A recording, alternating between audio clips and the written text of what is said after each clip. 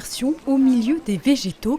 3000 ont été plantés sur l'hectare que compte le jardin d'une fille dans le Poirier sur les hauteurs du Girmont-Val d'Ajol.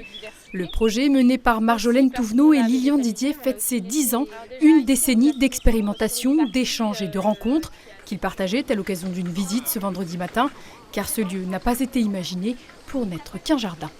Le jardin finalement est un support pédagogique, c'est un prétexte à faire de l'éducation à l'environnement et au développement durable. C'est aussi un prétexte pour accueillir l'art, accueillir la culture aussi au sein de notre territoire de zone montagne. C'est un petit écrin de verdure qui tend à devenir un peu une sorte de galerie d'art à ciel ouvert. Et les scolaires s'en emparent de plus en plus. C'est aussi prétexte de parler de littérature, de parler de sciences, d'histoire, d'art. Enfin, c'est un lieu vraiment un peu couteau suisse finalement et très polyvalent.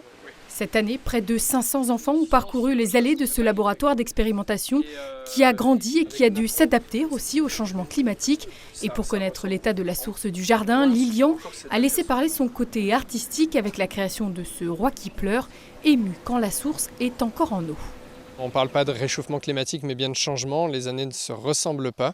On sent un vrai décalage, avec des années rassurantes et d'autres qui le sont moins. On a mis les bouchées doubles depuis 2022 sur la diversité de familles de plantes. C'est une clé majeure dans la résilience d'un jardin.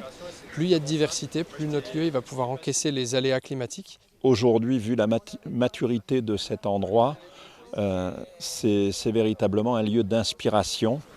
Parce que nos jardins sont des lieux de reconquête de la nature, des lieux où on doit être bien, mais qui doivent contribuer à la biodiversité, contribuer au cycle de l'eau, contribuer à apporter un peu de fraîcheur en milieu urbain. C'est pour déplacer les pièces de bois. On vient les piquer au bout de la bûche et on vient les bouger. En 10 ans, le jardin s'est également doté d'une forge, très récemment d'une micro-pépinière et des résidences d'artistes pour y être organisées. Des activités qui contribuent à la pérennisation du projet qui conserve un modèle économique fragile. Une figue dans le Poirier accueille chaque année près de 3000 visiteurs.